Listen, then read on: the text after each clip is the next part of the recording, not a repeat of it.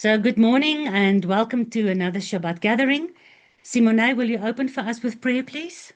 Good morning, everybody. Shabbat Shalom. And this is the prayer. It's from 1 Kings 8, verse 56 to 61.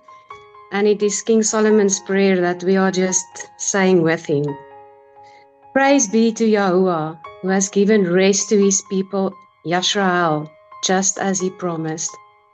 Not one word has failed of all the good promises he gave through his servant Moshe. May Yahuwah our Elohim be with us as he was with our ancestors. May he never leave us nor forsake us.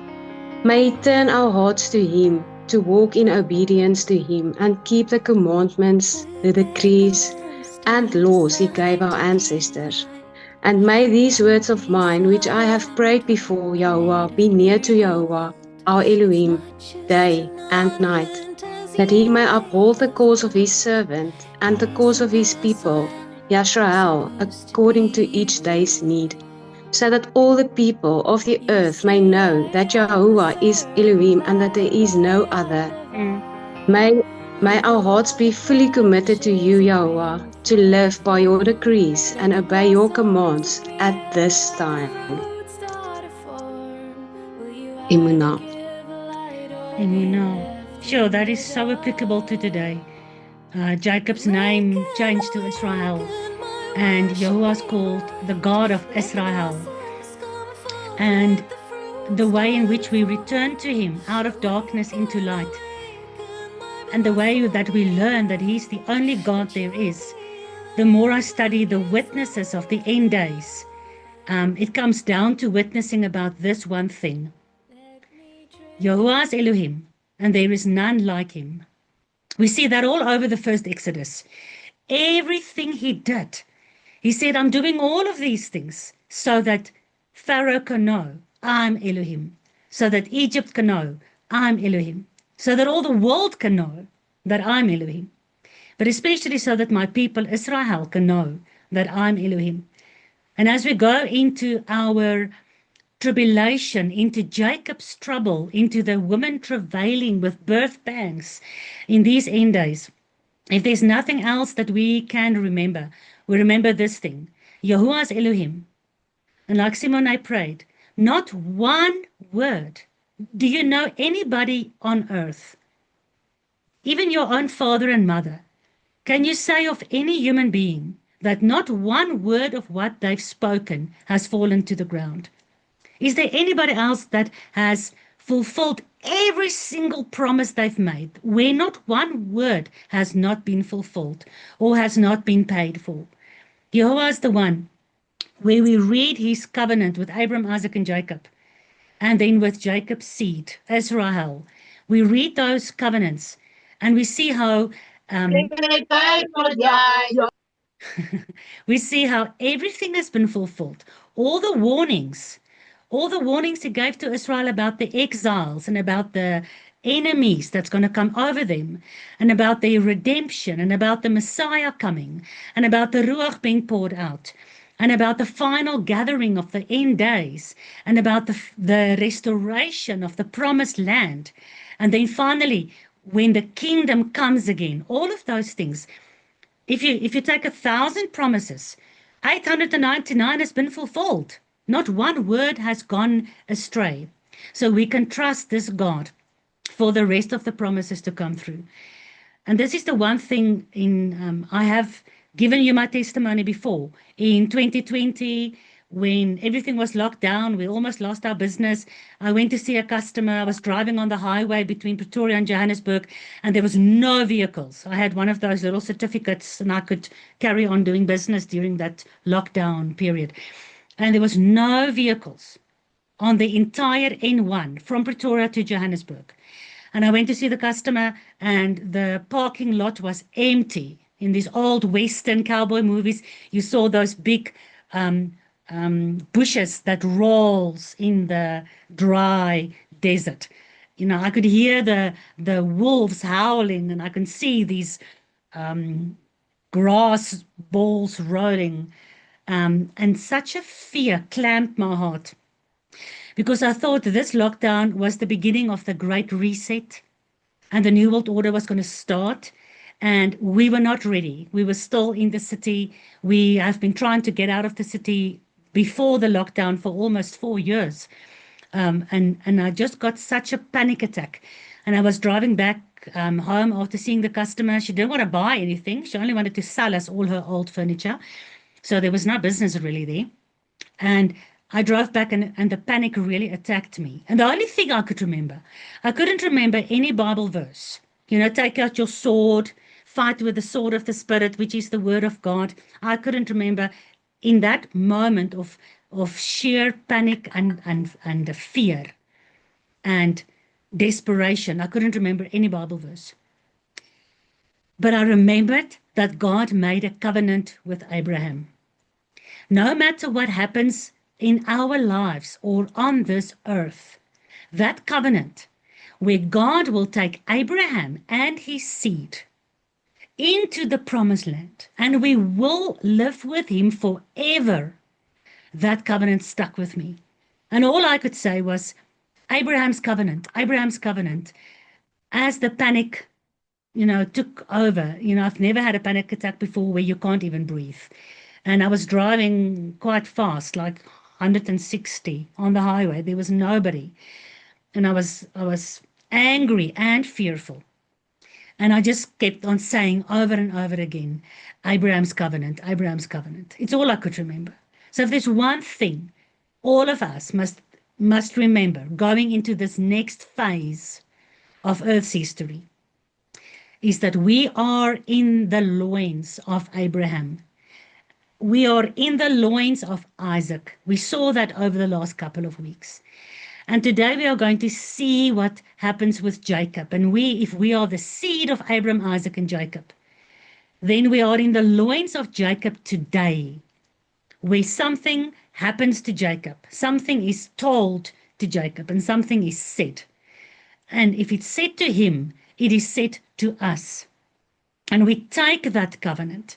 He made it with Abraham and he confirmed it with Isaac and with Jacob.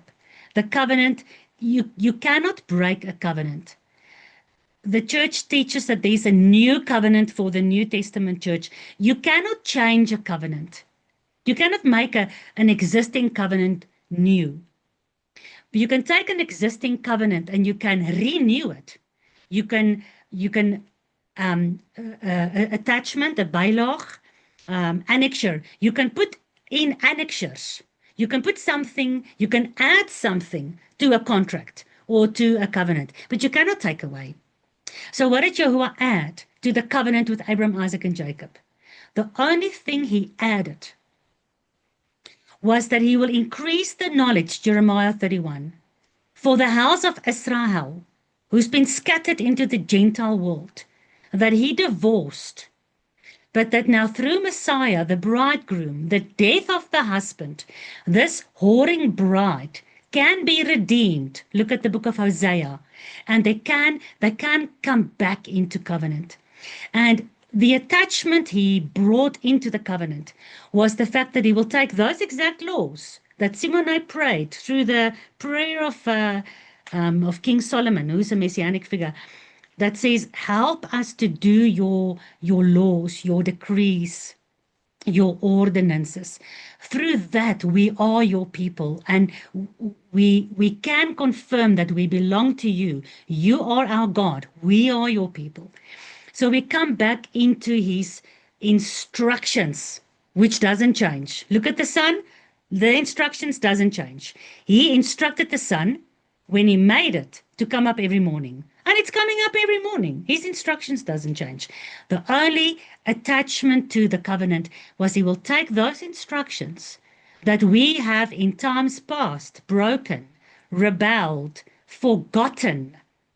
He will take those and he will write it with his own finger, with which he wrote the first covenant on stone.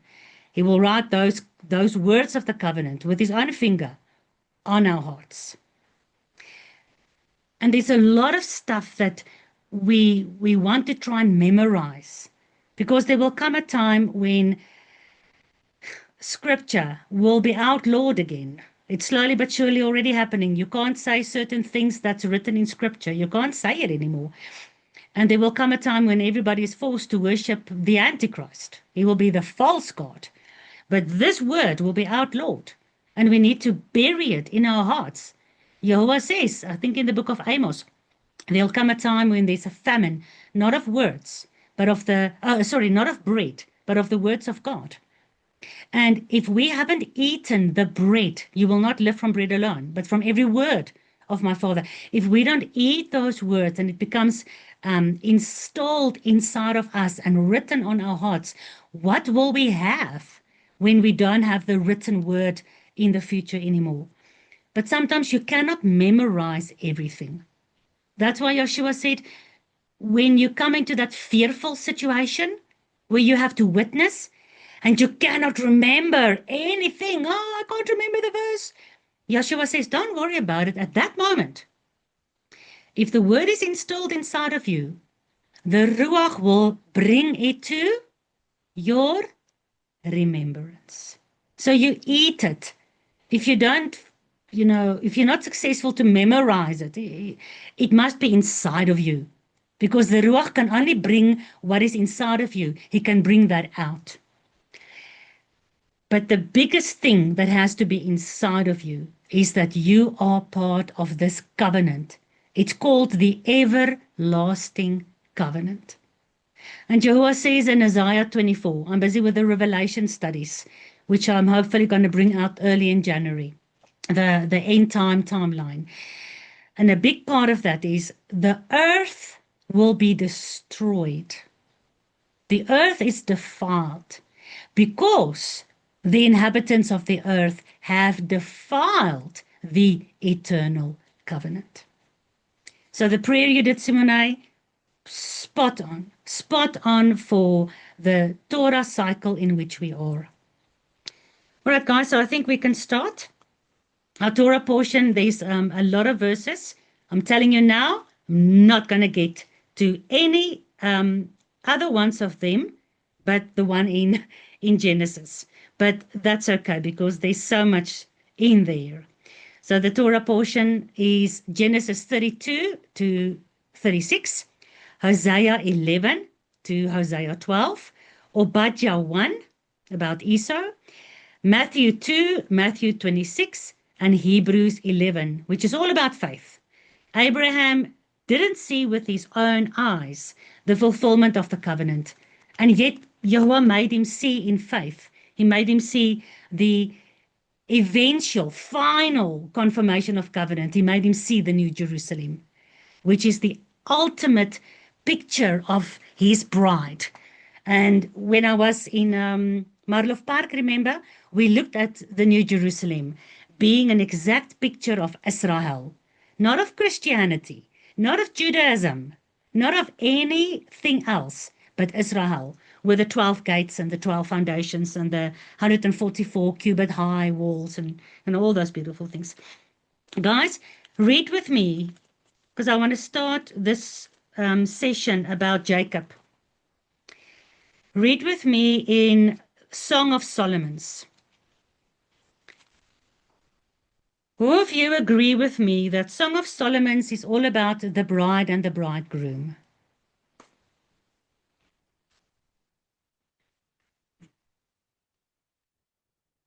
Yes, it is. Okay. Yes. Yes, Mara. So you read Song of Solomon. We all know Solomon himself is the son of David. Yeshua is called the son of David.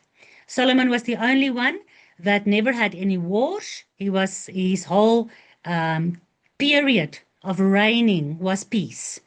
And Yeshua, when he comes and reigns with his rod of iron, Solomon had a rod of iron, but he reigned during a period of peace. Yeshua will reign in the 1,000 years of peace. Solomon was actually the firstborn son, right? But if you remember this beautiful story about David and Bathsheba, and they had this extramarital affair outside of covenant. And it's an amazing picture because the name Bathsheba is the daughter of 7, And that is us. We are the whoring women. The moment you've got idolatry, and we were practicing pagan traditions, we are scattered in the Gentile nations. We have been divided from God's original people. We are the Gentile nations. The 10 tribes is scattered into every tribe, nation, and tongue, and there she went whoring, and that's why Yahuwah divorced her. So it's this beautiful picture of this people from every tribe, nation, and tongue coming out of Babylon, my people. And then she comes into the cycle of sevens, the 7-day Shabbat, the 7 feast days. She's got a menorah in her house. She's Bat Saba. She's Bat, which means daughter, Shava, which means 7. The daughter of 7 eventually got married to David. But their first child, what happened to him? Did he become the next king? No. No, he died. He died. Yeshua, the king, the firstborn, at his first coming, he died. But then the second son that Bathsheba and David had became king. The first son died. The second son became king. What a beautiful picture again, messianic picture. So you read Song of Solomon's, and there's some crazy things in there. But you need to know what the definitions of things are. I mean, there's weird things. I remember I made this joke once, and some of the young people that were at the conference said, oh, they never heard the Bible like this. But the Bible talks about, Song of Solomon talk about, he climbs up the palm tree and he reaches for the coconuts. And then she says, my breasts are like the coconuts, and you reach for it. People look at Song of Solomon's and they think it's vulgar. But it's because we don't know the definitions. If you look at the rest of Scripture, it's about sucking the breast, getting the milk of the word. It's nothing vulgar or sexual. It's all about the milk, the unadulterated milk of the word. It's what Paul calls it. You read Song of Solomon with new eyes. You see another amazing confirmation of covenant. So I want to remind you, the Torah portion today is about Jacob. Where have Jacob been for 20 years in this Torah portion? Where was he for 20 years?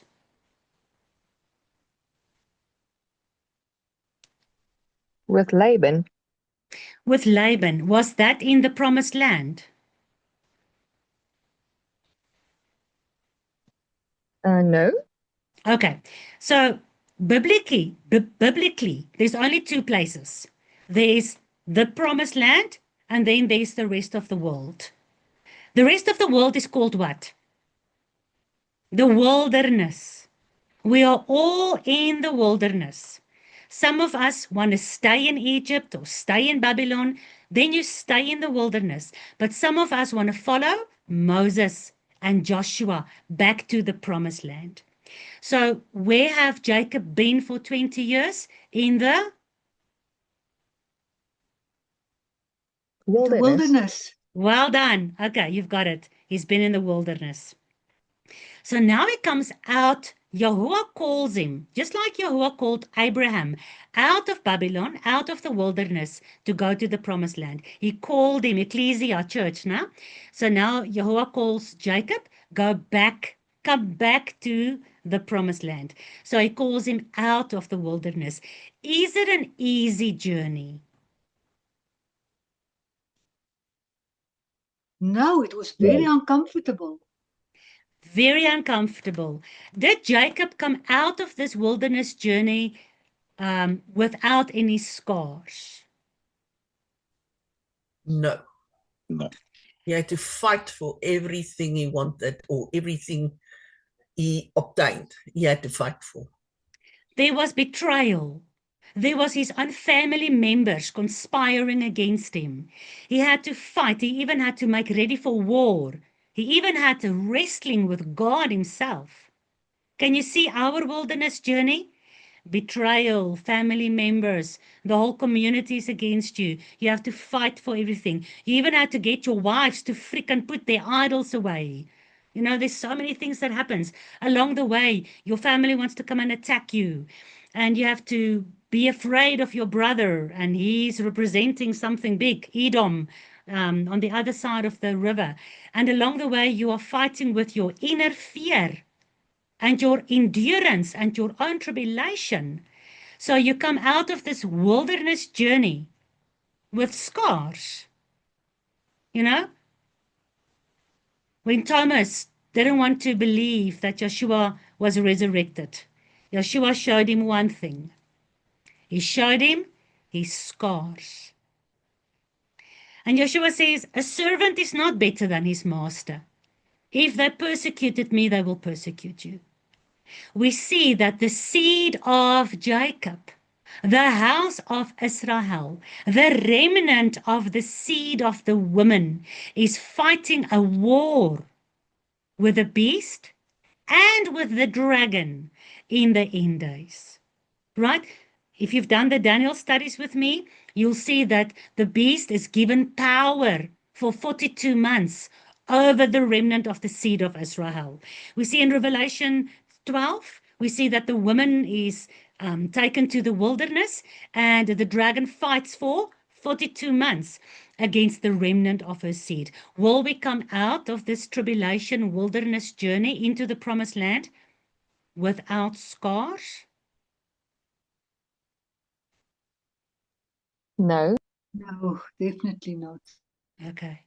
Now read with me Song of Solomon's. Song of Solomon's, chapter 8, verse 5. Who is this?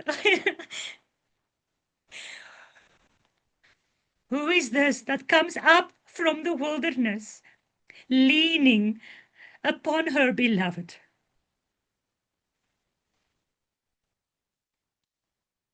Who is this woman coming up from the wilderness, leaning on her beloved? How will we come through this wilderness journey?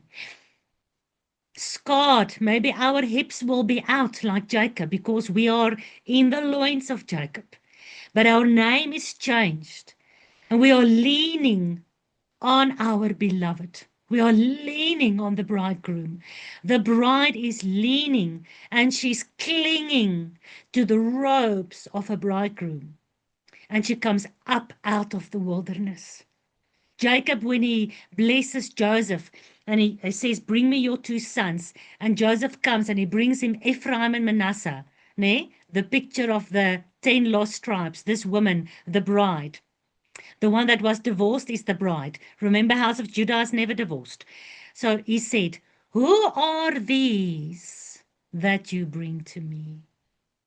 And there's a verse in the Bible that says, who are these doves that is flying back to their nest? Who are this woman?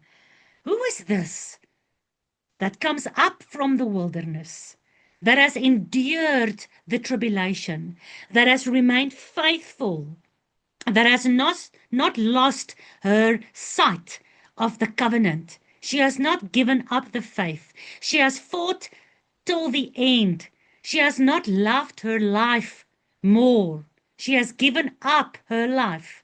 She has fought with every drop of blood and faith inside of her. She's got scars. But the Bible says, Yahuwah will bind up all our wounds and he will wipe away all our tears. Who is this woman?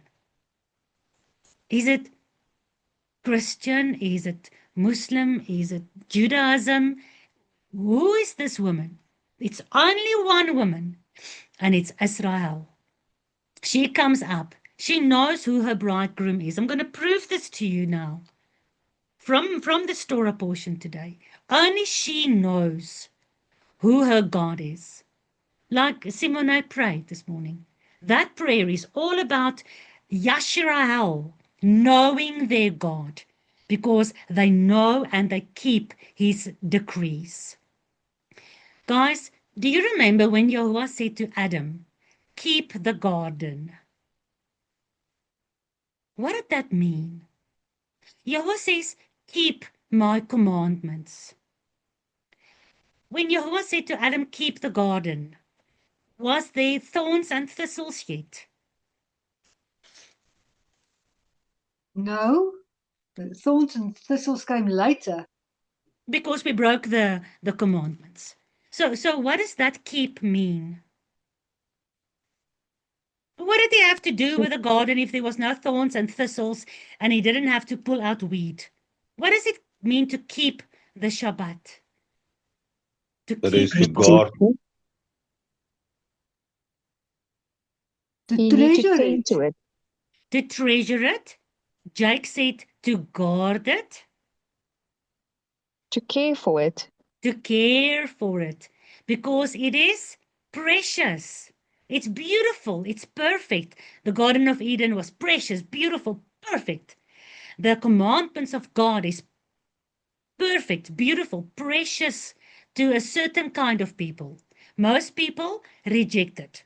Most people say, no, we are free from the curse of the Torah. Oh, it's so bad. But for those inside paradise, for those who wants to eat from the tree of life, it's precious. We guard it. Only if Adam did that, if he guarded it, he could have thrown out the snake. The snake wasn't the issue. Us guarding the garden, the Torah, that's the issue. The snake is going to come in.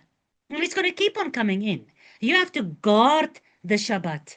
When the snake comes in to keep you from guarding the Shabbat, you have to get rid of the snake. You don't listen to it. You don't listen to the voice that tells you, oh, this and oh, that and whatever. So when the garden was removed, because it's no longer on earth after the flood, and the tree of life was removed, we see the tree of life only appearing again in Revelation when the New Jerusalem comes down, and Yahweh says in Revelation 22 verse 14, those who guarded my commandments, they will have access again into the New Jerusalem to eat from the tree of life. Okay. But now Yahuwah have taken the tree of life, because that is the words of God. When you eat the fruit from the tree of life, what is inside the fruit? Seed. And Yeshua says, the seed is the word of God. So the word of God is the tree of life. And there's many verses that you read in the Bible that makes you understand Yeshua is the tree of life. Because Yeshua is the word of God, right? And genetically, the seed cannot change. Otherwise, it's genetic modification, and it's not good for you. So you can take that seed and genetically modify it, take away flipping 99% of the commandments and keep the ones that you like, but then you're going to have seedless grapes. You're going to have animals that you genetically modify that cannot procreate, because the moment you mess with God's perfect creation, there comes mutations. So there's religions where stuff has been added genetically, stuff has been taken away genetically, and look at the result. Look at where the world's going towards these end days. You know what I'm talking about. But besides that, the original unadulterated milk, unadulterated seed, unadulterated, unleavened bread, which is the tree of life, when that was taken back into heaven, that was also put inside the hearts of all those that Shema. So we are the garden. Inside of us, there are two trees, the tree of life and the tree of knowledge of good and evil. And you can decide which one to eat from. The more you eat from the tree of life, the less time you spend at the tree of knowledge of good and evil. And you know the relevance and the symbolic meaning of that. The more you listen and read and obey the words of God, the tree of life, the less you listen and hear and obey the deception from, and the less you are deceived at the tree of knowledge.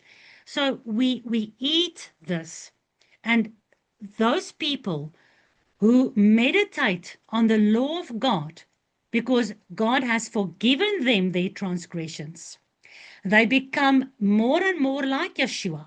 They become more and more like the tree of life.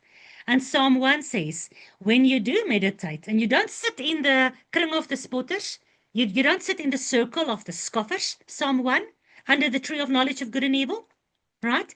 But you meditate on the word on the Torah of Yahuwah, you will be like a tree planted next to the living waters. And that's the kind of people.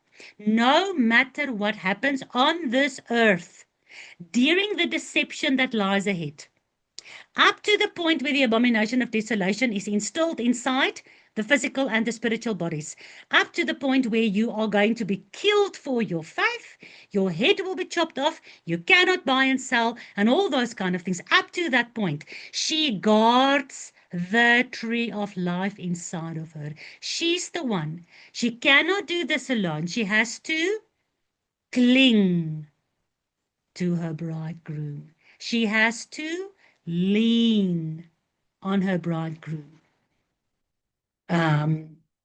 Nothing is impossible for those who believe in the Son of David, in the Word of God that became flesh, that came to make the way back for us. Simone prayed, Father, lead us on the way. Make us walk in your decrees. Your Torah is a light for this way in which I should walk. And Paul said, I am a member of the cult called The Way. And I believe everything written in the Torah and the prophets, and I have all the covenants made to Abraham, Isaac, and Jacob, exactly like my forefathers, exactly like Solomon prayed. Right. So who's this woman? Look at this. Oh, underline it in your Bible. When I read this, as I'm preparing for the Revelation studies, this becomes crucial for me. Even when I hunker-punk, when my hip bone might be broken, whatever it means for each one of us during the tribulation. Even during our persecution amongst friends, family, and work at the moment, and with a new virus coming, and the digital ID, and the implants, and AI, and everything that's mixed. And if you don't have all of that, you cannot buy and sell. There's a lot of things that's progressively happening. This is crucial for me. How will I look? It doesn't matter how I'm going to look at the end of this journey, because I will be leaning on my beloved. David's name. What does David's name mean? David. What does it mean? Beloved. Isn't that amazing? Song of Solomon's, the bride and the bridegroom is all about Solomon. But yet it talks about David. I am my beloved, and my beloved is mine. It's David. I am David's. Yeshua is what? He's the son of David. And yet, Yahweh says he will sit on the throne of David. Yahweh says all throughout the Torah and the prophets, my servant David will rule over you. He will make you one nation again. It was only during the period of David and Solomon that Israel, the house of Jacob, was one nation. After Solomon, the house of Jacob broke into the house of Judah and the house of Israel. But during the reign of David, the beloved, and the son of David, Israel was one nation. So Yahuwah says, I'll make you one nation again, and I'll bring you into the promised land, and you'll be no longer two nations, but one nation, and one king will rule over you, even my servant David. Who is this that comes out of the wilderness? It is Jacob, is it not? He comes out of the wilderness. How did he come out of the wilderness after he had this experience with Abba Yahuwah at the Yabok River? Wasn't he leaning on his staff? Why did he have to lean on his staff? Because, his thigh, his hip was basically broken. The sinew got rotten in his thigh, right? And he had to lean on somebody to walk. He had to lean on his staff. So in Esau, the brother who's the enemy, when the people on the other side of the Jordan, of the Yabok River, who's in the promised land, when they see Jacob coming, he's a monk, he's limping, he's lame, he's not 100% anymore. He had some experience that changed him. Not only his name, but it changed him on the inside, because your reason for living changes with your name. Your name means one thing. We see in scripture there are astronomical weight given to the meaning of names. So from Yaakov, hand on my heel, oh serpent, don't crush my head. From that it's changed to Yasharel. With Yahuwah, with Al, we overcome. So there'll come a period for this woman in the wilderness who will stop surviving, who will stop defending, who will stop having to fight for survival in this world. And her name will change from Yaakov into Yasharel, into I have overcome with Al. They will overcome him with what? This woman in the book of Revelation. You will overcome the saints of God who keep the Torah and have the testimony of Yeshua. They will overcome the dragon with the Testimony of the And? words. Blood of the Lamb. blood of the Lamb. Well done. Your testimony of this is Yahuwah. There is nobody else like him. Together with the blood of the Lamb. Your testimony alone is not going to work. The blood of the Lamb alone, oh no, Jesus did everything for me, I have to do nothing. No, it's not going to work. The blood of the Lamb and your testimony. And your testimony comes from where? Revelation 19:10. The testimony of Yeshua is the spirit of prophecy. Because Yeshua says the law and the prophets is where the power of God is. He says you don't know the power of God because you don't know the law and the prophets. You don't understand it. But this woman, who's got the tree of life planted inside of her, although she's limping over the river, whether she's dead on the other side and she's resurrected coming through the river, or she survives and she's changed through the river, when she comes to the other side, just like Messiah can show the scars of the battle, she will be able to show the scars of her battle. Because there's, and I said this to you over the last year, there's something more about your witness than just to witness to the world so that they can turn to God. There's something eternal. When Yeshua's body got resurrected, the scars of his witness, what he did, who he was, the Lamb of God, those scars remained in his perfect, heavenly, resurrected body. And I almost want to say, our scars, and even maybe Jacob, the scars will remain in the resurrected body because it's part of your witness for eternity. Because a new heaven and a new earth will be created and we will go back to the original plan, full circle back to the original plan. And there might be another Lucifer that falls somewhere in the future. And then there needs to be enough of us to witness that this is God. There's nobody else. There's nobody like him. Let's not make the same mistake again. So who's this who leans on her husband, on her beloved? It is Jacob. Okay, let's start with the Torah portion. Long introduction. Anybody wants to say anything before we start? Well, Okay. Mara, this Yes. whole Torah portion, for me, it's not, now that you've mentioned the wilderness, and this is actually the whole journey, not just for Jacob, but for us as well. And if you look at the wording in this Torah portion, he starts with, he only comes with his staff, that word of God that he had with him all the time when he was in the wilderness, and he basically leaves with only the staff when he see Esau again. But not only that, you can also see the Antichrist in this Torah portion as you come to Dinah, and where they say you'll live and do business and acquire possessions here. So you can see this whole journey that's ahead of us as well. So it's very beautiful. You might even be kissed by Esau. So And what does that kiss of Esau mean? Who of you have done on the Two Trees YouTube channel? Who of you have done those jots and tittle Bible studies? What is the kiss of Esau? The snake's teeth. The snake's teeth. Why, Tannie Petra, can you remember? It's hidden Yeah, in it's the the jots same. and tittles. Yeah. It's on the same word for the kiss of Judas.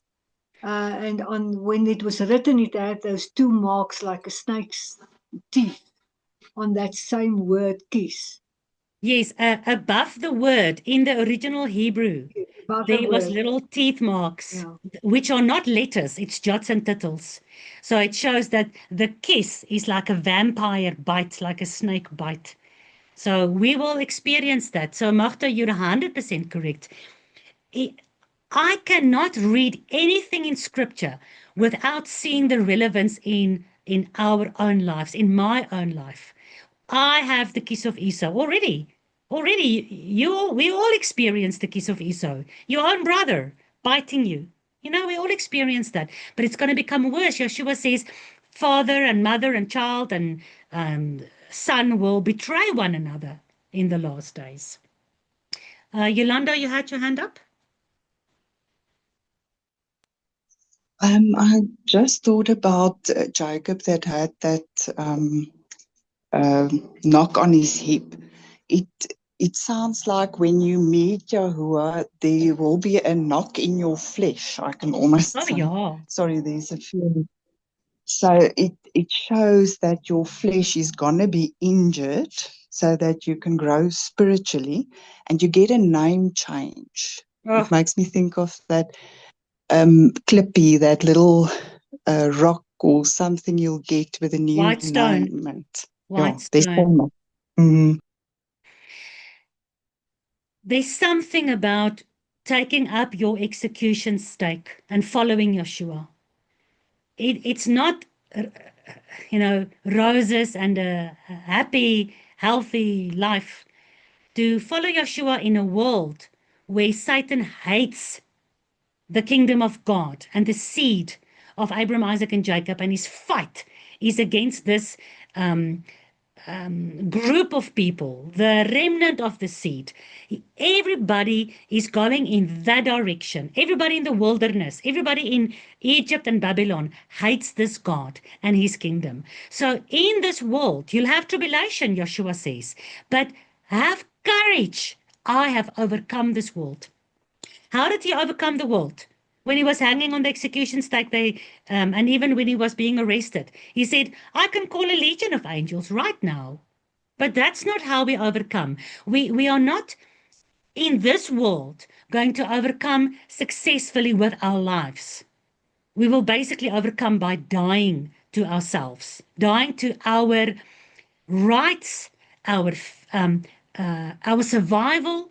Some of us dying in the flesh, some of us, being martyrs, witnesses, but most of us might only be dying to your ego, to your pride. But there's a reward in dying to yourself. When the seed falls into the ground and it dies, what happens? It can bring forth a harvest 100-fold. So without that dying to yourself, and you don't have to take it all the way like I'm doing all the time. Oh, we're going to be killed. We're going to die, die, die. But just think about it. Dying to your traditions and to your pressure from your family, your workplace, the government, dying to those rights and privileges is already giving you the name change. Yolanda, you said something extremely important. And it fits 100% with Song of Solomon's 8 verse 5. Who is this woman that comes out of this tribulation wilderness, leaning because she's limping, because she died to something, she sacrificed something.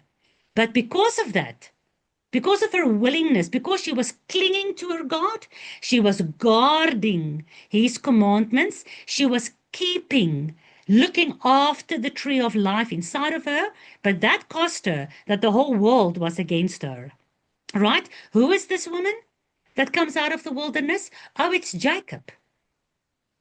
So our name is Jacob, but yet Jacob's name is changed to Israel. So our name is Israel. So what is it now? Is our name Jacob or is our name Israel? Let me show you what God says. What that woman's name, what your name, if you are part of this woman, what your name is. Is it Jacob or is it Israel? Come with me to the book of Isaiah. And you can open, you can take a pen. I've read this to you before. Hopefully you've underlined it already. It's amazing. He's speaking to this woman. Listen, Isaiah 44, verse 1. Yet now Shema, Jacob, my servant, and Israel, whom I have chosen. Because we are Jacob in this world. We are Yaakov, Yod Ekef, holding our hand to keep the enemy, the serpent, from crushing our head, because he wants to twist Genesis 3 verse 15 about the crushing of the head. So we are Jacob in this world, but the moment we go into the promised land, the moment we have that experience where we've gone through Jacob's trouble at the Jabbok River, and we wrestle not with man and woman only, but with spiritual darkness and with our faith in Yahuwah, then our name is changed to Israel. So he says, Yer Shema, O Jacob, my servant, and Israel, whom I've chosen. Thus says Yahuwah, who made you. Where did he make us? Where were we made? He formed us like clay. He made us into his wife. He made Israel into his wife in the wilderness. I have made you. I have formed you from the womb. I will help you. Don't fear. Oh, Jacob, don't fear, my servant. And you, Yeshurun, just another pet name for Jacob. I have chosen you. Don't fear. For I will do what? Pour water upon him that is thirsty. Joshua says to the woman at the well, representing the 10 Samaritan lost sheep of the house of Israel, married 5 times, living out of covenant with her 6th Antichrist husband. Yeshua says, I'm the Messiah. I'm the 7th husband, the real husband. He says, if you drink from me, you'll never be thirsty again. So I'll pour water upon him that's thirsty and floods upon the dry ground. Where's the dry ground? In the wilderness. Doesn't Jehovah say in the millennium and when he makes the new heaven and the new earth, Jerusalem will be like a dry desert, desolate. The abomination of desolation is going to be inside of her. She's desolate. She's going to be burned down. She's going to break into 3 with the earthquake. There's going to be war. She's going to be absolutely destroyed. The wilderness is dry ground. He will pour water upon the dry ground. I will pour my ruach upon your seed. I'll pour my spirit upon your seed. Who? Jacob, the seed of Jacob. Jacob's name is changed to Israel. The house of Israel, God says in the book of Hosea, I call you into the wilderness. I whistle for you. I lure you with comfortable romantic words, O Israel, because Hosea is the prophet to the house of Israel. And God sends Hosea to go marry the whore, the prostitute, because the house of Israel became a prostitute. And they are no longer called my people. But when they return to me in the last days, they who were called not my people, who were in the wilderness, they will be called my people. Lo Ami. They will be called sons of the living God. The 153 fish that the disciples had to go catch. Jeremiah 16, I'll send many fish to go find you in the wilderness, O Israel. So I'll pour my spirit upon your seed. And what will the spirit do? Ezekiel 36, I'll pour my spirit in the last days upon you and your seed. And my spirit will cause you to obey my commandments, keep my decrees, and guard my Torah. And then Ezekiel 37, I'll resurrect you, valley of dry bones, and I'll bring the house of Judah, the house of Israel, back together in the hand of the Messiah as one tree. It says sticks in Ezekiel 37, but go look at the Hebrew, is etz. It's his tree. Because why? You've got a wild olive tree and a natural olive tree, and they have to be grafted back as one tree. So I'll pour my spirit upon your seed and my blessing upon your offspring, and you will spring up as among the grass, as willows by the water course. Remember Psalm 1? You keep my Torah, you'll be like a tree planted next to the water. Listen to this now. This is what I want to get to. What are we called now? Jacob or Israel? And these people who comes out of the wilderness, one will say, I belong to Yahuwah. Look at that.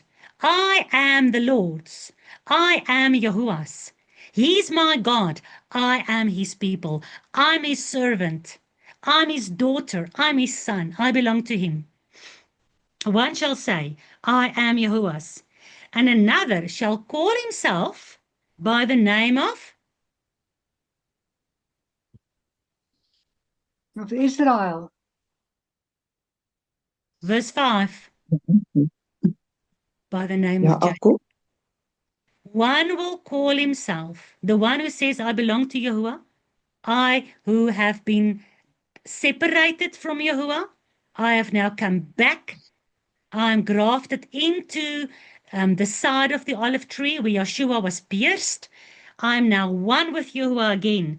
I call myself by the name of Jacob. I come out of the wilderness. I fight during the tribulation for my faith. I even have to die to myself. Another will subscribe with his own hand unto Yahuwah and surname himself by the name of Israel. Israel. So what is our name? Jacob, Israel. Israel.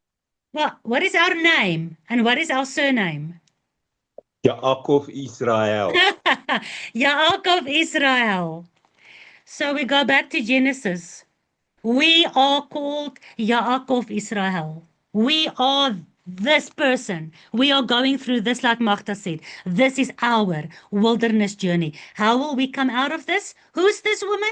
Yaakov Israel, that comes up out of the wilderness, leaning on her beloved King David. Who is this?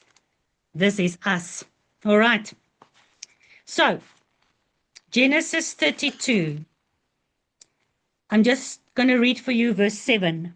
Because of fear, Jacob was greatly afraid and distressed. We can totally understand that. He's going back into the promised land, but there's something waiting for him. For him, it was Esau. For us, whatever Esau represents, we know it. There's a lot of things waiting for us on the other side of the Jabbok River. And he divided the people that was with him, and the flocks, and the herds, and the camels, into how many groups? 2. 2. 2. The rest of Scripture, from here onwards, even before this, all the way to Revelation, there's 2 groups of people. God's people divided in 2. Jacob and Jacob's seed, who's 12, divided into 2 groups. The northern tribes went north. They had the king Jeroboam that led them into false worship, worshipping Yahuwah, but with 2 golden calves, worshipping Yahuwah, but with different holy days. And then you had the house of Judah in Jerusalem. And they also did wrong. But God said, I had to write the house of Israel a letter of divorce. And I had to send her by the hand of the king of Assyria into all the tribes, nations, and tongues of the world. But according to Deuteronomy 4, if you turn back and you remember my Torah, I will gather you 1 from a family and 2 from a city, and I'll bring you back into covenant. And I will subscribe the name of Jacob and the surname of Israel into you. And Yeshua says, who do you think I've come for? Only the lost sheep of the house of Israel. Here already we see the prophetic division of Jacob into two bands of people. And he said, if Esau comes to the one company and kills that company, then at least the other company is left to escape. Look at this carefully. One band, one division, one part of this family of Jacob.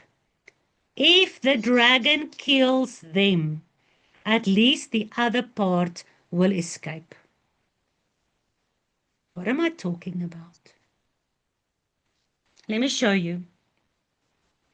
Do you want to turn with me to Revelation? I know many of you know this.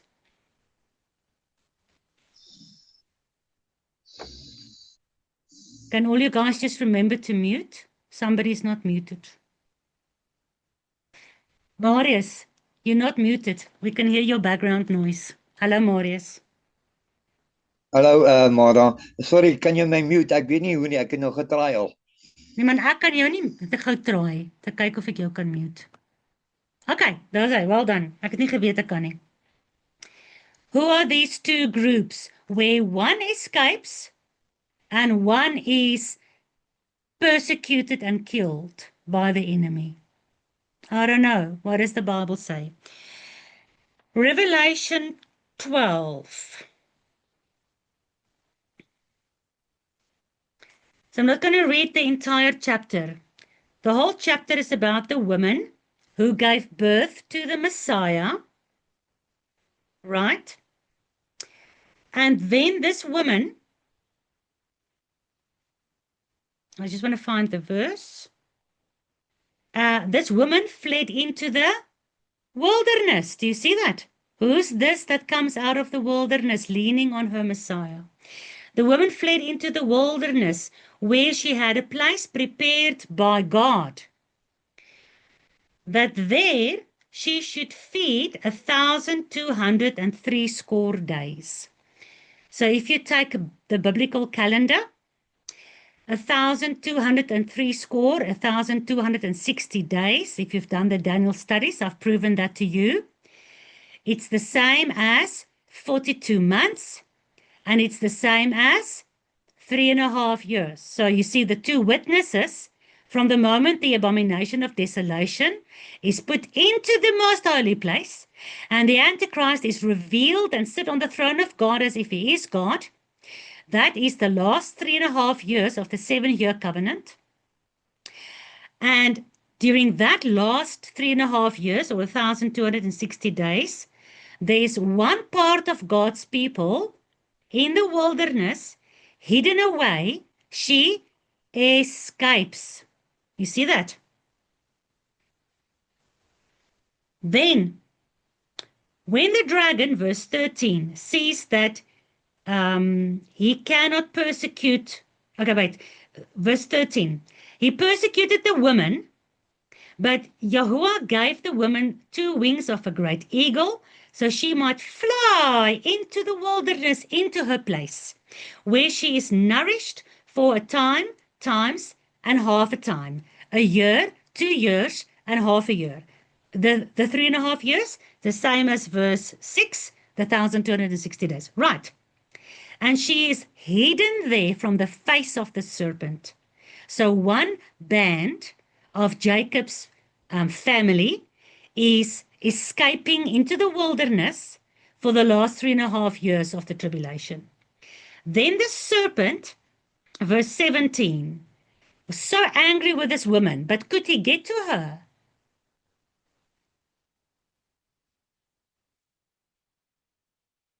No, he couldn't. Because He couldn't was get to that. Exactly. So what did he do now? He went after the other half of Jacob's family. He went to the remnant of her seed. And the remnant of her seed is not Judaism or Christianity. Because the remnant of the seed of this woman has 2 things. They keep the garden. They guard, you see, the commandments. So Judaism is guarding the commandments, right? But yet it says, and the testimony, the prophecy of the Messiah, doesn't it? So it cannot be Judaism because they don't have both these characteristics. It's definitely not Christianity because Christianity does not keep the Torah and they don't have the testimony of Yeshua. They say they do, but what is their definition of the testimony of Yeshua? They testify that they have accepted Jesus Christ into their hearts and now they've got a ticket to heaven. They testify of how good God is to them. For them, that's a testimony. That's not a testimony. Testimony is what we find in what the Bible calls testimony. And Yeshua says, Moses and the prophets. And Revelation says the spirit, the testimony of Yeshua is the spirit of prophecy. So every yod and tittle Yeshua says, not a yod or a tittle will fall away in the entire Torah and prophets until everything is fulfilled. So we look at everything in the Torah and the prophets. We see Messiah all over the place, and we testify in the tribulation period, our beloved, he is the Messiah. He's the one that died 2 years ago. Yes, you can blaspheme him, but we know he's coming back because we have the covenant God gave to Abraham, Isaac, and Jacob. It's the testimony that we will be persecuted for. So you see Revelation. You've got one band of Jacob's family going into the wilderness, and another band that is persecuted, exactly as it's prophesied here. Maybe if Esau catches one company and kills them, then at least the other company has escaped. Word for word. Now, just like Simone had a prayer for us out of Solomon's mouth, listen to this prayer for us out of Israel, Jacob's mouth. Here, Jacob is still Jacob. He's not Israel yet because he has not overcome yet. So we are Jacob. Our name is Jacob. We'll only get our surname when we've overcome by the blood of the Lamb, by the words of our testimony. And just like Yeshua's blood has flown, there is something that has to happen to each one of you and me, where our blood has to flow as well. The first thing that has to happen to you, where your blood needs to flow, is where you give up your right to go free, and you become a bond servant. When you've served him for 7 years, according to the Torah, he will set you free. But if the servant says, I love my Lord, and I love the family my Lord gave me, then he will go to his Lord, and his Lord will do what to him? Boor die oor. I can't remember the English. He will pierce his ear with an awl against the door, against the doorpost, where the blood of the Lamb was smeared in Egypt. Remember? And there at the doorpost, where your ear, Shema Israel, circumcise my ear, O Yahuwah, where your ear is pierced, your blood is dripping at the same blood where the Lamb's blood is smeared. Who's this woman that comes out of the wilderness, leaning on her beloved? Leaning, same place. Same place his blood was smeared. Our blood must be smeared. And then the circumcision of the ear, the circumcision of the heart, the circumcision for you men of the flesh. That's the other place where your blood must flow. Only then do we overcome, and our name is changed to Israel. But here we are still Jacob. Here we are still afraid. Here we are still on this side of the Yabok River. And we pray the following. Jacob prayed, O God, Elohim of my father Abraham, Elohim of my father Isaac, the Adonai who said to me, return unto your country. What is Yahuwah saying to us? Our God, the God of Abraham, Isaac, and Jacob, what is he saying to us? Return unto your country. The promised land, Paul says, we are only sojourners. We keep the Feast of Tabernacles to celebrate that we are in the wilderness, but we are on our way back to our country. Not now. You have to understand, we don't see Israel now. You have to do the Revelation studies when I post it. The bride, the wife becomes the whore of Babylon. We have to get out of her. We don't go there now. When he comes, he will take us there. He did not take Israel there in 1948. The Rothschilds bought the land. It's a man-made covenant land at the moment. But it's still the geographical location where the New Jerusalem is going to come down.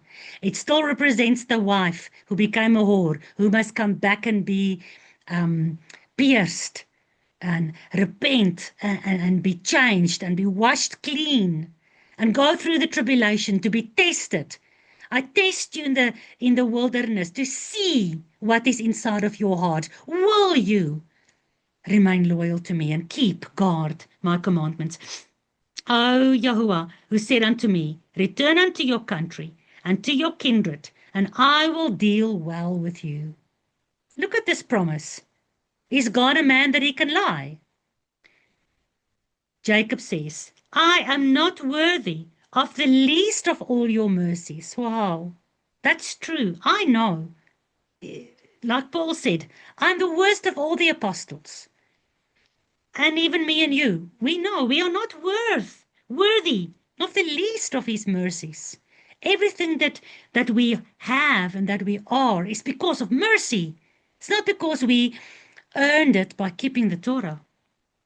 I'm not worthy of the least of all your mercies and all of your truth. Well, we find so much truth when we do the Torah studies. Is it because of us? No. Yahweh says, I'll put my spirit in your heart. I'll write my Torah on your heart. I'll put my spirit inside your heart. I'll give you a new heart. I'll give you a new mind so that your eyes can be opened and you can have wisdom and understanding. So I'm not worthy of this. You give it to me. I'm not worthy of the least of your mercies and all of your truth, which you have showed unto your servant. For with my staff only I passed over this Jordan. So when he came 20 years ago, 20 is also the same as 2. 1 day is like 1,000 years. So for 2,000 years, since Yeshua's first coming to his second coming, you know what that means, ne? 6,000 years altogether. Yeshua came a little bit less than 2,000 years ago. The moment those 2 days are over, on the 3rd day, that's when he will resurrect us. Remember the book of Numbers? After 2 days, he will resurrect us. He will revive us. On the 3rd day, he will raise us up. For 2 days, Yeshua stayed with the Samaritans. And on the 3rd day, he went back to the Galilee. On the 3rd day, Yeshua was resurrected. What an amazing picture. So 20 years ago, 2 days ago, when he came out of the promised land into the wilderness, he only had his staff. And now, Jacob has multiplied. The seed of Jacob, like the stars of heaven, has multiplied. The promise to Abraham has become true. There's a thing in Isaiah where God says, when I gather all my lost sheep from the 4 corners of the earth, the children will cry out, make room for us. There's not enough space. Oh, wow. So when I came this way, it was only me, Jacob says, but now look at my children. Who are these? Joseph? These 2 sons of yours, Ephraim and Manasseh, who are these? Let your sons be like Ephraim and Manasseh. When you sit around your table, your sons are like the olive branches, Ephraim and Manasseh. And your daughters are like Rebecca and are like Rachel and Leah. And the whole Bible is about Rachel crying for children. Joseph lost to Egypt, and she's crying. And the Bible says, Rachel, the barren woman, she'll have more children than the fertile woman. Oh, all of these things. Rachel's travail, Jacob's trouble, losing the children, scattered into all the world, but gathered so much so that when he comes back after 20 years, he's got two groups of people. He's got his children, his wives, his servants, all those companions that comes with him, like Israel, when they came, the 12 tribes came out of Egypt. How many companions did they have?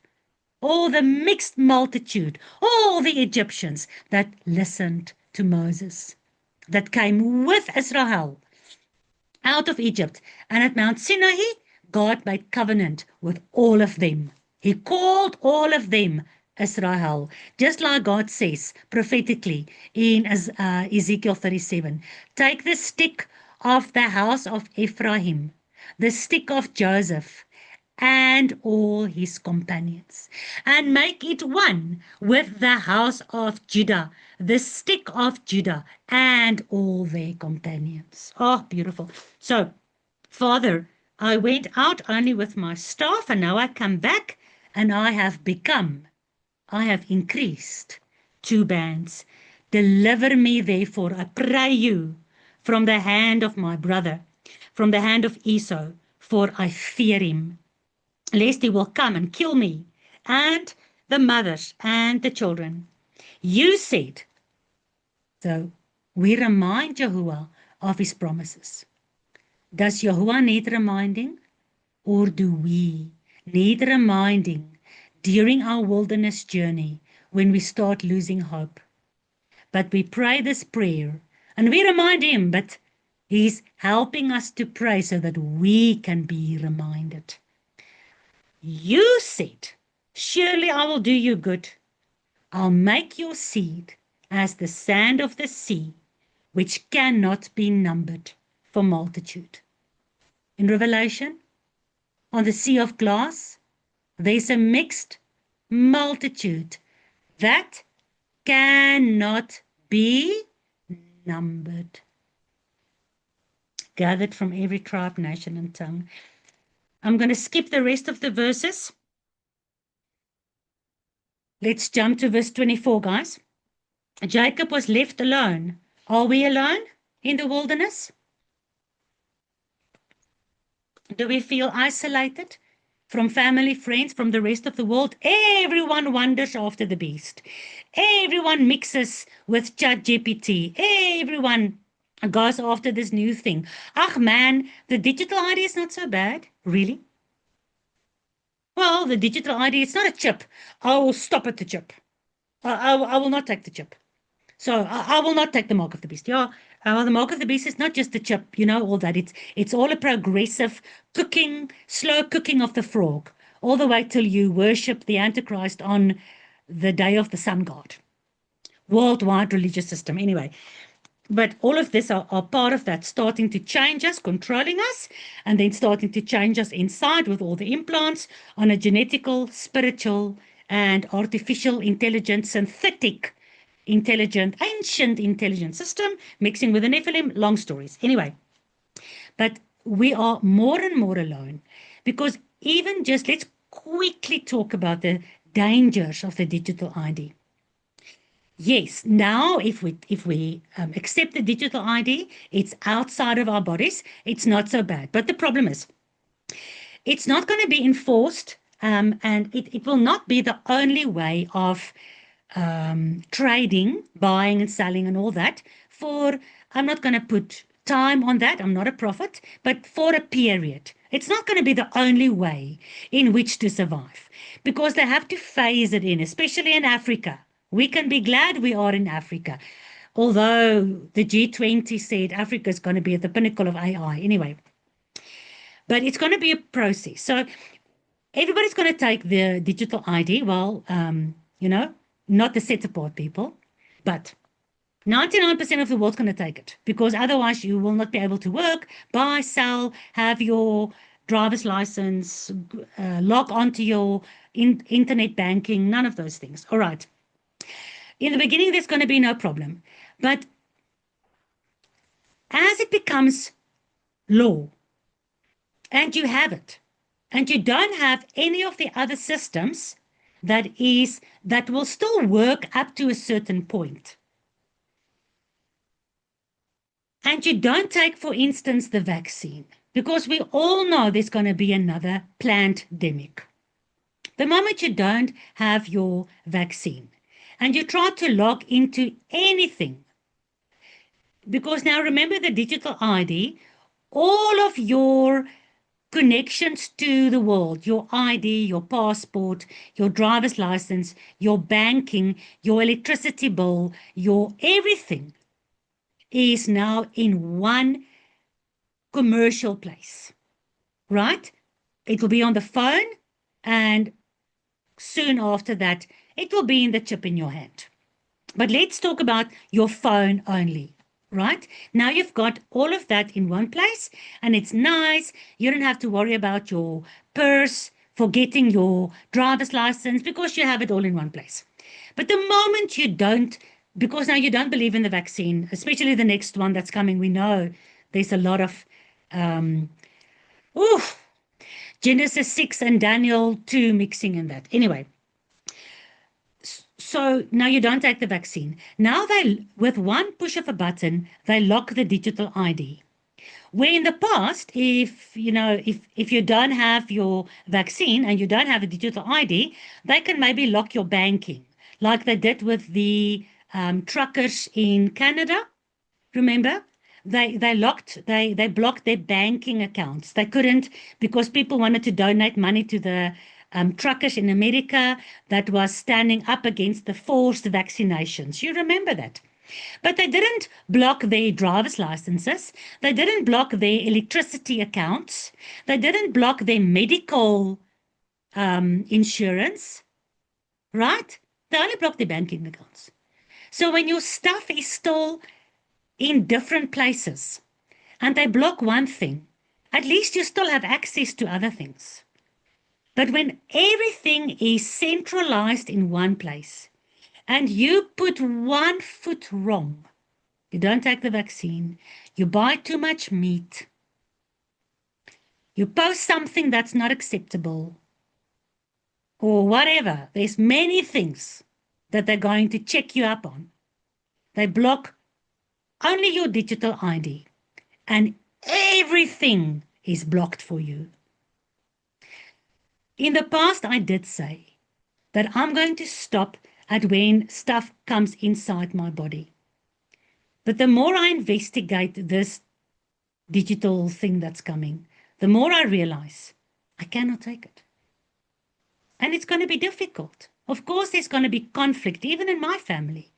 I'm the one who's got access to all our bank accounts, to our taxes, where SARS is. I pay the pay as you earn. I do the books. I've got access to pay Eskom. I've got access to do everything. I'm going to have none of that. And it's one of those things. We cannot be... Okay, I'm going to stop there. So Jacob, verse 24, was left alone.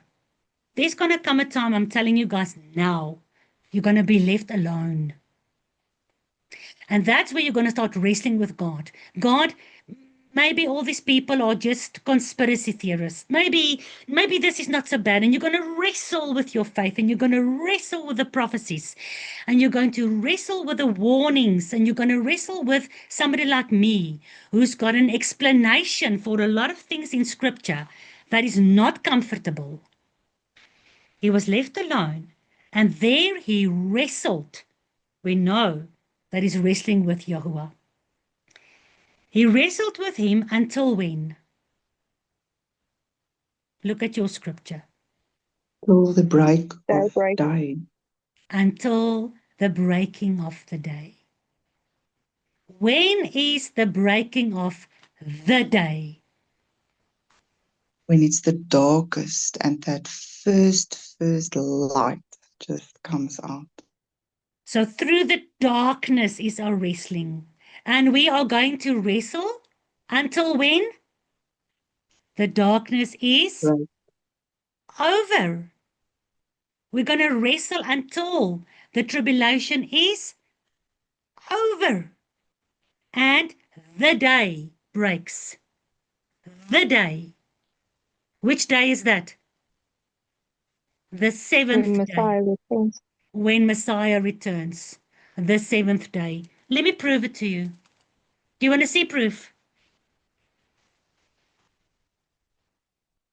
Oh, I want to prove it to you. Make a note.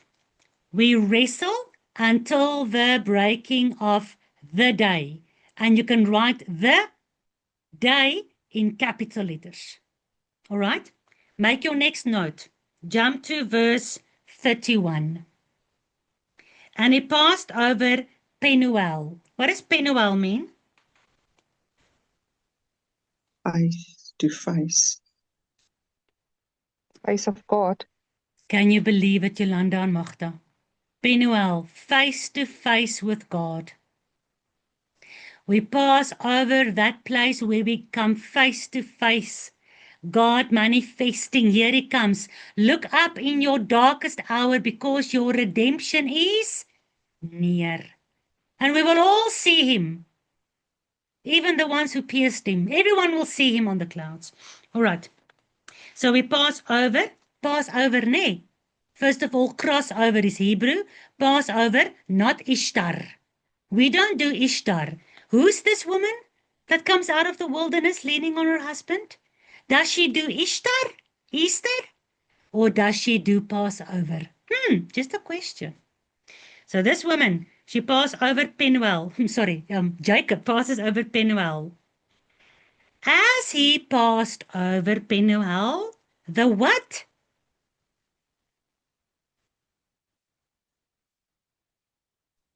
The The what? sun rose upon him.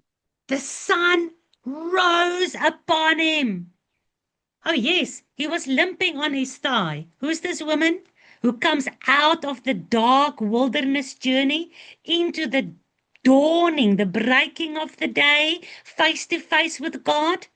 Leaning on her husband, leaning on her beloved, because why? She's limping from her wrestling during the tribulation. But as she comes out, the sun rose upon her. And it's the dawn of the day. 2 Peter. Come with me in your Bibles. Read it for yourself and underline it. 2 Peter 1 verse 19. We also, it's all about our witness now. We also have a more sure, you can believe this, more sure word of prophecy. You see, it's not about, oh, Jesus did this for me testimony. No, it's the spirit of prophecy. That's our testimony. We also have a more sure word of prophecy, wherein, my brothers, my sisters, you will do well. I'm encouraging you to take heed, to listen, to read, to investigate, to study. I'm telling you, you will do well. I will do well if we take heed to this prophecy. As unto, this prophecy is what? It's like a light that shines in a dark place. During your dark place, during your wilderness journey, during the night of wrestling, what's going to be your light? The sure word of prophecy. Do you see that? We have a sure word of prophecy, wherein you will do well to take heed. It will be unto you like a light that shines in dark place. Until when? Until when will this light shine for you in your dark place? Until the? Day dawn. Until the breaking of the day. Until the day dawns. Until the sun rises. Malachi 4 verse 2. but for you who love the name of Yod Heh Vav Heh, the Son of Righteousness will rise with healing in his wings. Only for the woman who carries the 12 years of unclean blood, because she grabs onto the wings of the Son of Righteousness who rises after the darkness of the day of wrestling. And what? Until the day dawns, and the what? The morning star. Does what? Sorry, this, yeah, arises in your hearts. Until the morning star. Who's called the bright and morning star? Messiah. Who else is called the bright and morning star? Lucifer. Satan as well. So we have to have the sure word of prophecy, not to be deceived by the Antichrist, who looks exactly like the Messiah, and the whole world wonders after him. But we are them who leans on our beloved, and we get to know our beloved from the pages of the law and the prophets. Not this false Jesus Christus, sun god worshipping pagan Lucifer, light bright morning star, who pretends to be God, sits on the throne of God, speaks like God, and deceives the whole world. We have to have the law and the prophets. Yeshua says you are deceived because you don't know the law and the prophets. We need, like Jacob, to come through the wrestling of these end days. Everybody says, are you freaking crazy? That's Jesus. That's Messiah. You say, no. That's the Antichrist. We have the sure word of prophecy, the light of the Torah and the prophets. Yeshua says he's the light. The Torah is the light. This is the way in which we walk, so that this star, Yeshua, will rise in our hearts.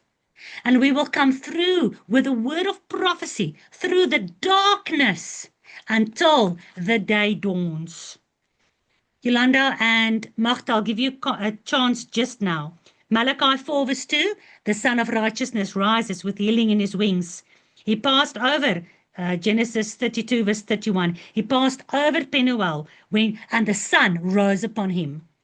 Remember verse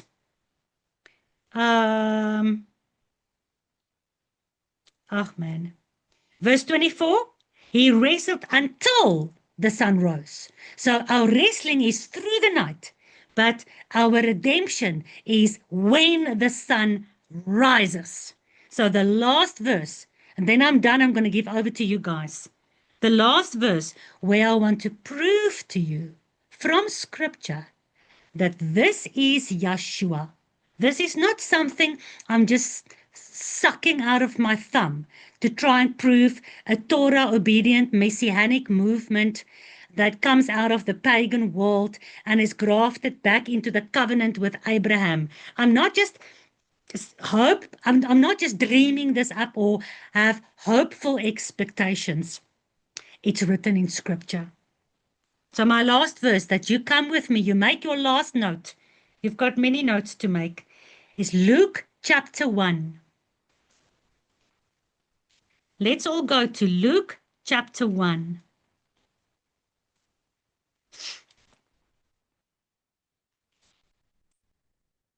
I'm reading for you verse 78 and 79.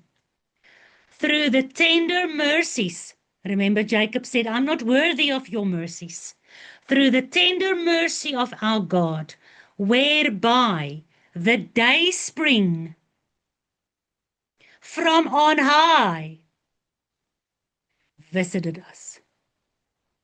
The day spring, the springing of the day, the breaking of the day, the dawning of the day, when the sun rises, the Son of Righteousness visits us from where? From on high. Where is he coming from? Not from abyssos, like the fallen angels. Not from the synagogue, not from the church, from on high.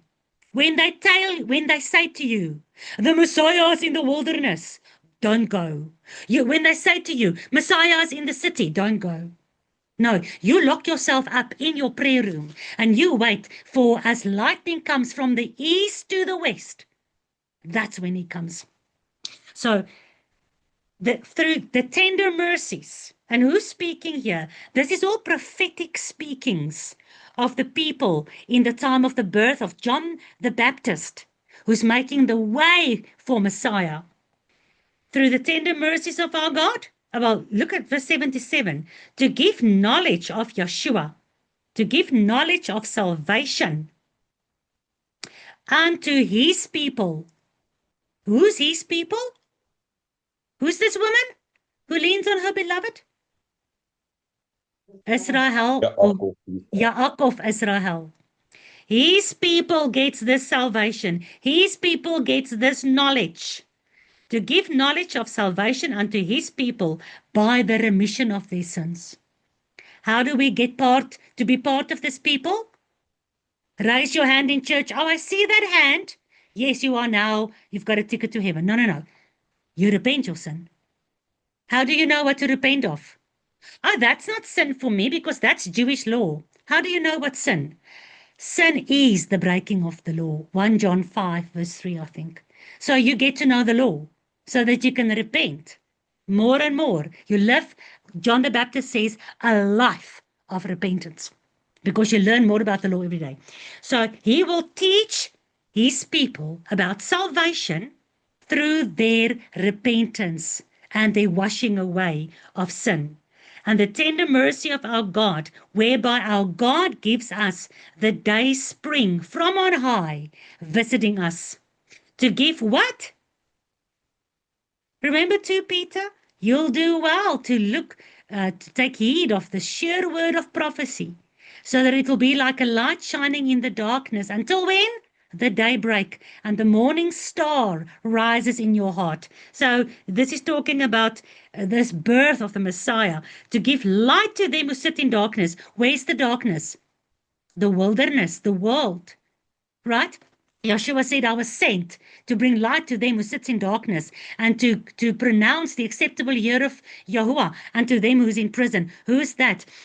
My people, their eyes are blinded, they're in darkness. So we wrestle through this whole dark, Gentile pagan world. We come out of the dark Babylon and out of the dark Egypt. Egypt had darkness for 3 days. We come out of that and we come into the light. So Yeshua is the light for us in darkness and in the shadow of death. And in the shadow of death. The shadow of death especially during the 42 months in which the one house of Jacob's house has escaped into the wilderness, and the dragon fights against the other band of Jacob. Especially then, we will sit in darkness and in the shadow of death. I will not fear in the valley of the shadow of death. Why don't I fear in the valley of the shadow of death? What is with me? His rod and his staff. His rod with which I'm being chastened, and his staff with which I'm being led. To give light unto them that sit in darkness and in the shadow of death, to guide our feet into the way of peace. Peace that surpasses all understanding. Keep them in the truth. Your Torah is truth. Your Torah is light. Your Torah became flesh and is our guidance in our wilderness journey. He is the way on which we walk. And this way on which we walk is covered in blood, because he walked the red carpet of blood when he made covenant with our forefathers, Abraham, Isaac, and Jacob. Simone prayed, keep us like you kept our fathers. We follow you in this covenant of blood, on this way of blood. Your robe is dipped in blood. Our knees should be scraped in blood because we crawl on the ground like the woman who had menstruational uncleanness for 12 tribes, 12 years. She crawled on her knees behind the day star and she grabbed onto the wings of the morning star and she was healed. When are we healed? When we come over the Jabbok River, face to face, Penuel, with Yah. We have been clinging to him. What did Jacob say? Joshua said, let me go. He said, I'm not letting you go. It says he clung to him. Genesis 2:24, a husband will cling to his wife. Jacob was clinging. Yahweh says in Deuteronomy 10, verse 12 to 20, you must, all I want from you, O Israel, is to cling, to cleave unto me, and to obey my voice, and to love me with all your heart. So we cling through the darkness until the Son of Righteousness, the day spring, the morning star rises. Who's this woman who comes with bloody knees and a bloody ear out of the wilderness, leaning on her husband? Amen. Emunah. May the name of our beloved God be praised. Yolanda and Magda, go ahead. Yolanda, you first. This week with this verse, Genesis 3 verse 15, it's the first time I think the word heal appears in the word. And I will put enmity between you and the women, between your seed and her seed. It shall bruise your head, and you shall bruise his heel. So I went in for a deeper dive here, and I tried to see who was bruising the head and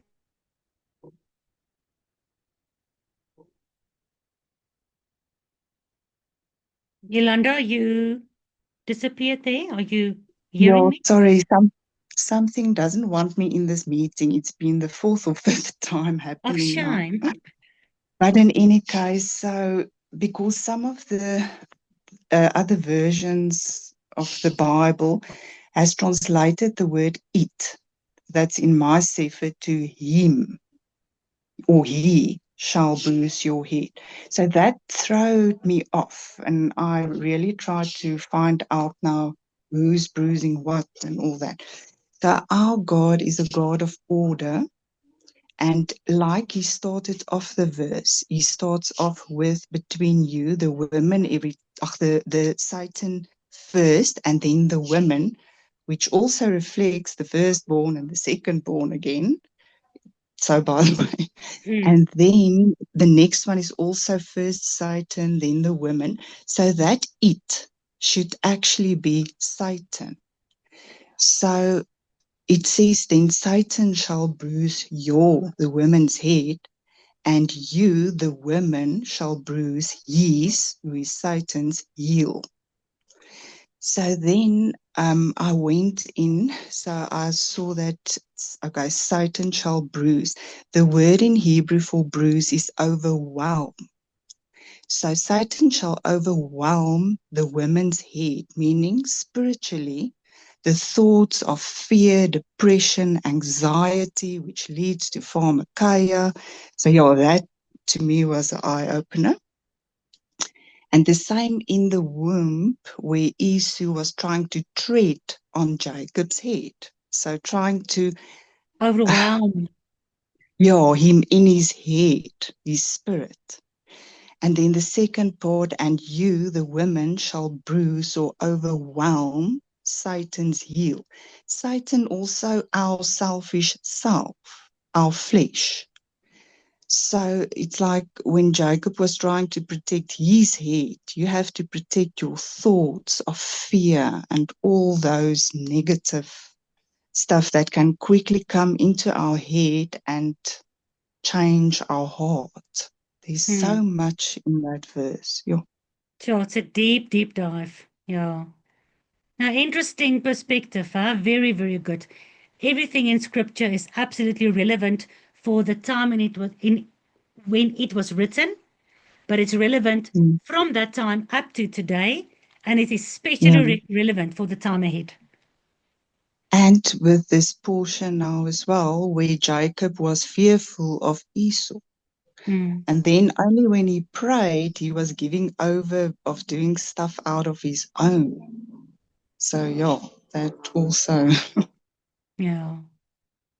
Now that's why the prayer is so important. And so many times all throughout scripture, you can see the people praying. And when you actually start praying the prayers of the people in the Bible, it's amazing. We can never find those words. Oh, to use David's words to pray. Oh, it changed me. In 2016, I went through hell. And David's words, when I started praying David's words, it changed. It changed my whole life. Dankie, Yolanda. Magda. Yolanda, I just want to say I also stopped there, and it's actually beautiful because Jacob was grabbing the heel when he was still in his mother's womb. So he was grabbing the heel. So he's always been the heel grabber. But the moment his name changed, because Israel in Gematria is 541. And head is also 541. So it's explained that he's no longer the tail, but he's now the head. Wow. So he's no longer on the defense, but on offense. And that we will see when Messiah returns. Because this is what we are basically doing. We are always, we are on the defense against Esau. They will be the ones that's going to slaughter us. We are not going to do anything back we are not going to be the ones that's going to start it, let me put it that way. So, and it's the same with when Messiah comes back. He's going to be the one on offense, not on defense anymore. And then I can't remember what I wanted to say initially. Oh yeah, I was always wondering about I was always wondering about the morning star. Why is Messiah the morning star as well as Satan? And after a little deep dive on that as well, I realized, but in Revelation 22:16, it's Messiah is spoken of as the bright morning star, and where Satan is just called the son of the morning star. And I mean, he's basically what do you get when a star is fallen? I mean, he's not so bright anymore. So yeah, that explained a little bit to me because I could never get my head around it.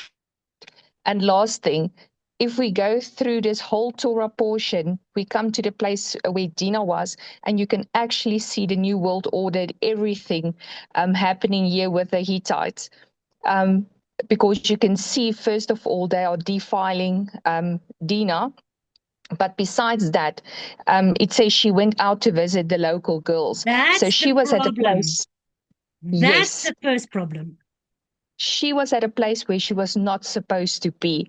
And it always reminds me of the young people that was there at the Nova Music Festival during the attack. And it just reminds you again that you shouldn't be in places where you're not supposed to be, even when you don't participate. So, and then if you go further down this whole Torah session, you will see the wording that is used. It is absolutely where we are heading. I mean, they want to make a covenant with Jacob, and they have all these promises. And I think this wording really just stood out for me, where he said, just get that verse. Only accept me, and I will give you whatever you tell me. Ask a large bride price as you like. I'll pay whatever you tell me. Just let me marry the girl. And let me mix. Let me mix my pagan seed with your holy set apart seed. Exactly. And in verse 22, you read, but the people will consent to live with us and become one people. That's the problem. Because if you look at the Antichrist, the beast in Daniel prophesies The people who knows their God will be persecuted. They will go through heavy tribulation, and many will join them with flatteries.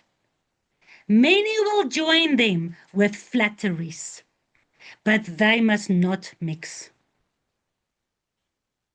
It was just absolutely amazing for me. And I mean, you just put everything so beautiful together for me, because you remember in the previous Torah portion, or I think it was the one before, we stood at the place where God basically visited Abraham, and it was during the middle of the day.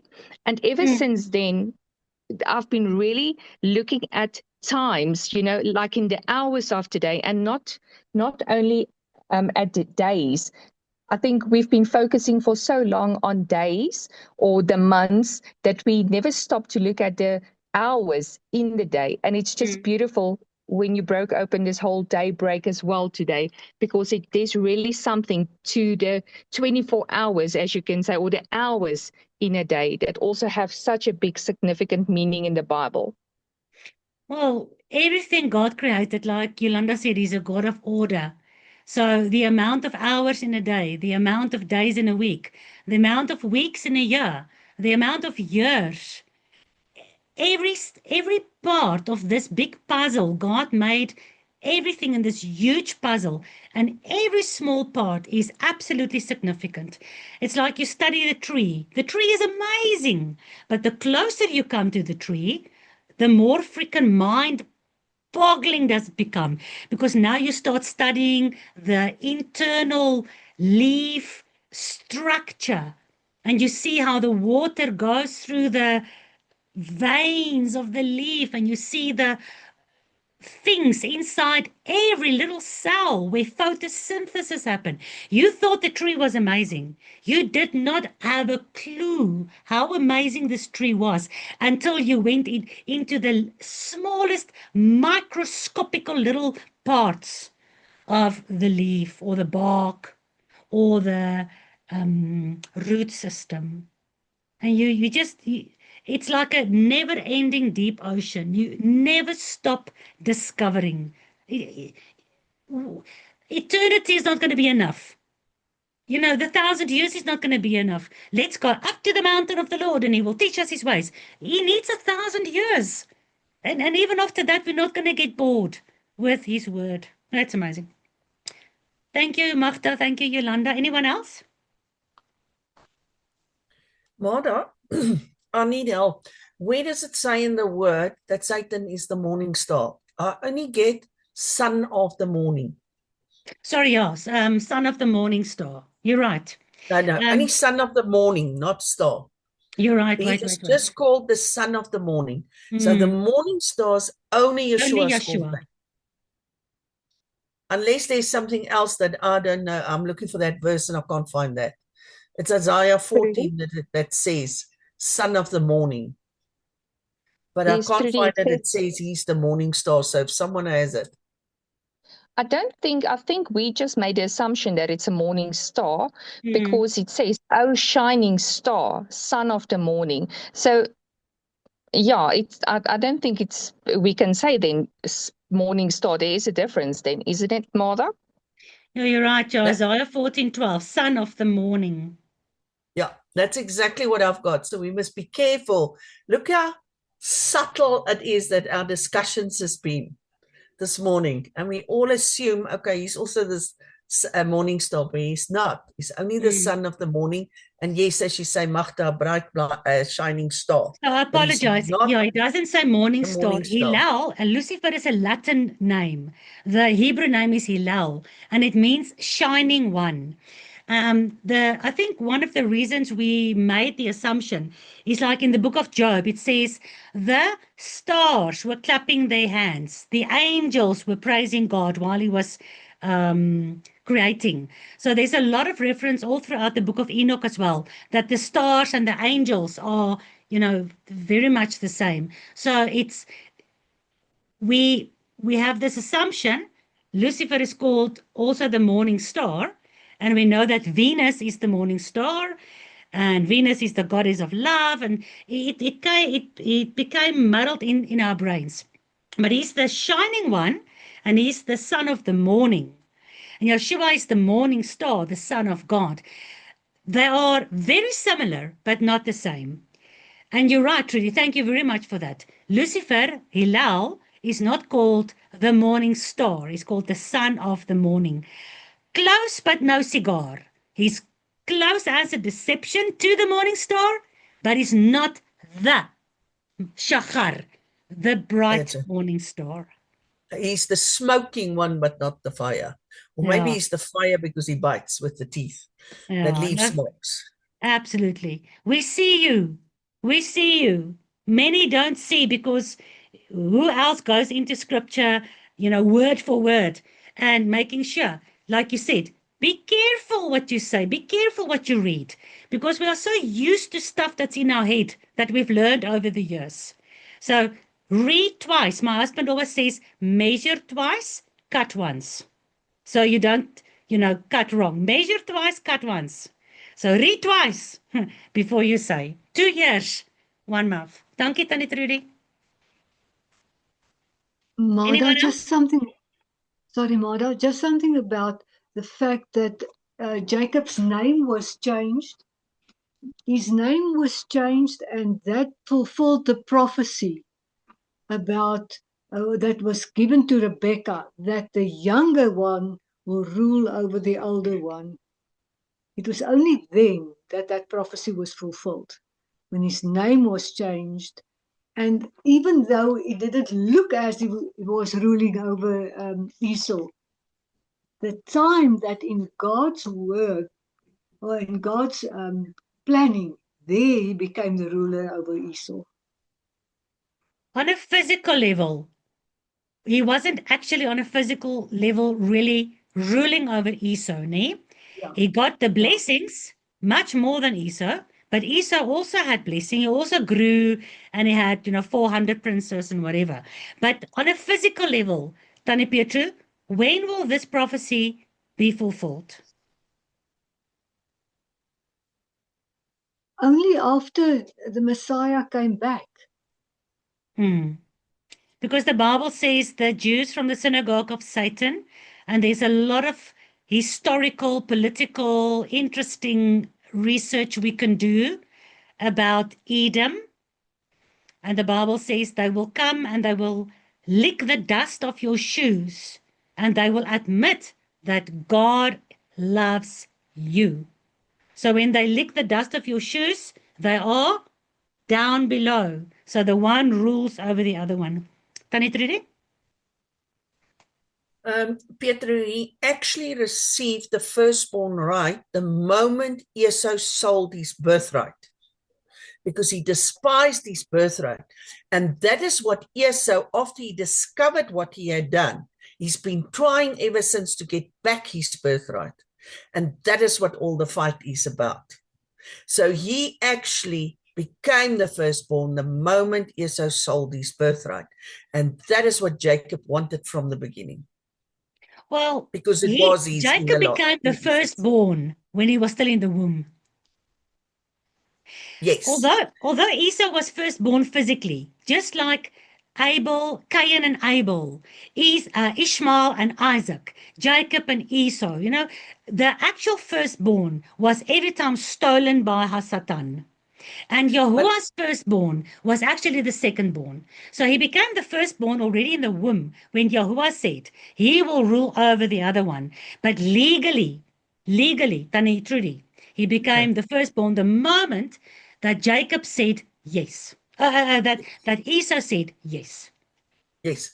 And we must also remember our firstborn is also our flesh. Our secondborn is our spirit. So from the beginning, the spirit, the secondborn must always rule over the firstborn. That's from the beginning. The spirit is second, the spirit must rule over the flesh. So our every time the older brother wants to kill the younger brother all the time. Cain killed Abel. Our flesh always wants to get our spirit kill the down. spirit. Wow. Yes. Well done. Yes. That's very good. That's very good. Anyone else? Okay, guys. No man can Sorry, I go. just wanted to say, Laura, no man can get one word in with all the ladies this last 2 weeks. So maybe we should hear from Dirk or whoever's on the group. Yeah, Dirk and Adrien is touring somewhere where there's no signal. So they will watch the video. Hi, Dirk and Adrien, when you watch the video. But no, they're not here today. But listen, Marius has got his finger up. yeah, I can't see Marius's finger on my I side. can just see him there in the shadow. But There listen, he's remember. got it up. Oh, there you go, Marius. Okay, now please go ahead. Remember, yeah, I'm opening the mic to you guys. If you want to talk, you just start talking. Marius, you need to click on the little microphone to unmute. There you go. Okay, sorry guys. Yes, I was trying to put my finger up and to get something in. I've watched a series of Stephen Ball, the Genesis conflict, which is really, really amazing.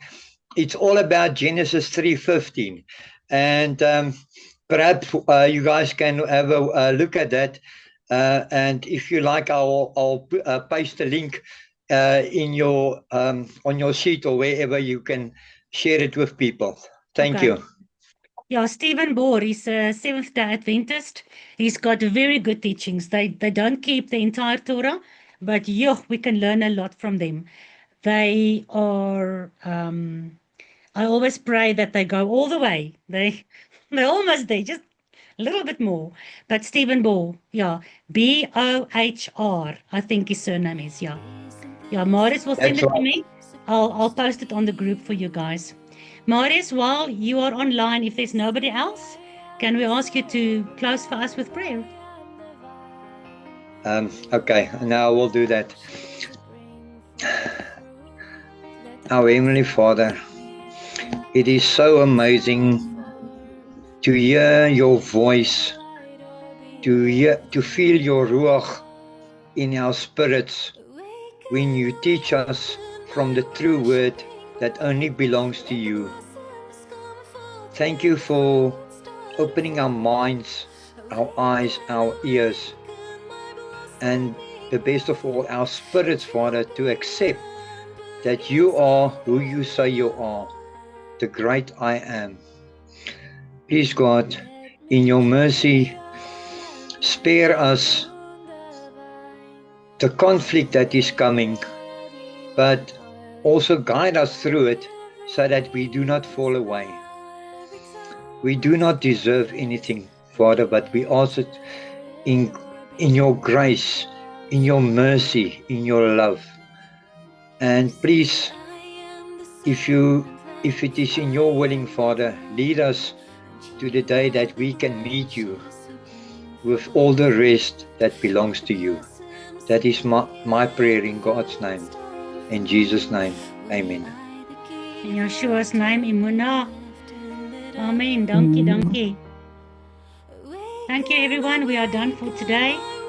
And we didn't even go so far at the time. Shabbat Shalom, all of you. Thank you very much for joining. Shabbat Shalom. Shabbat Shalom. Shabbat Shalom. Shabbat Shalom. Shabbat Shalom. Bye-bye. Shalom. Lekker naweek. Bye-bye.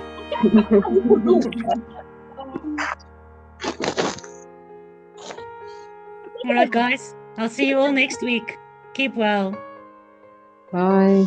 Bye. Bye.